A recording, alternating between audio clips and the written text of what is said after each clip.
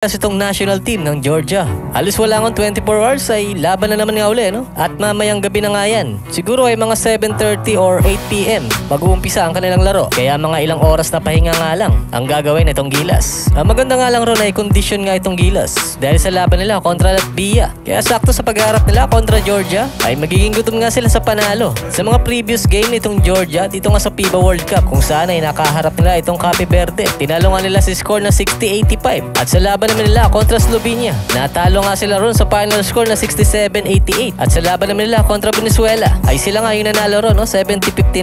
At sa laban naman nila sa Germany, no? Tinambakan sila rito. 173 nga ang naging score nila dyan. At sa naging laban naman nila kontra nga dito sa Australia ay talo pa rin sila dyan, no? Tambak na sila. 184, no? Sa huling talaan.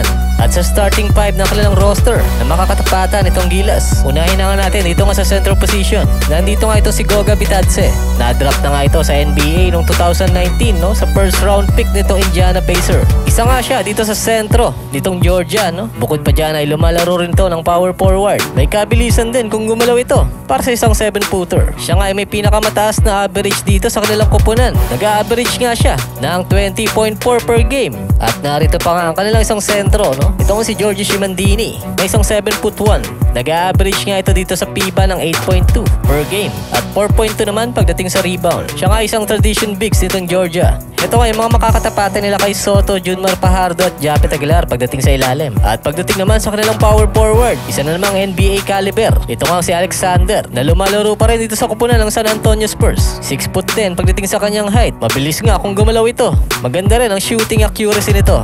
Isa ito sa kailangan nilang bantayan. Sa nakaraang FIBA World Cup ay nag-average nga ito ng 12.8 per game with 6.2 rebound. Parang hindi maiwan sa depensa. Ang kabantayan nga ito dapat ay si Carl Tamayo. Medyo match sila ng konti, no? Pagdating sa height. At pagdating naman sa kanilang mga shooting guards, nandito nga itong si Duda Sanadze. 6'5" sa kanyang listed height. Hindi naman ganun kaganda ang kanyang average point dito nga sa FIBA. 7.3 per game with 1 rebound. Pero syempre, wag pa rin pakampante, no? Pwede nga nitong kabantayan to si Justin Brownlee pagdating sa matchup. At pagdating naman sa kanilang point guard, nandito nga itong si Tad. 6'2" pagdating sa kanyang average height. Siya nga ay nag-average dito sa FIBA ng 7 points per game with 2.6 rebound and 0.44 assist. At isa pa para sa kanilang point guard, nandito nga itong si George. Average of 6'4" pagdating sa kanyang height. Nag-average nga ito dito sa FIBA ng 4 points per game at 0.8 rebound with 3.5 assists. Hindi ganun katret itong mga point guard nila. Pero syempre ay hindi pa rin pwede magpakampante. Kaya pagdating sa matchup, ang kabantayan nga ito ay CJ Perez, Chris Newsom at Dwight Ramos.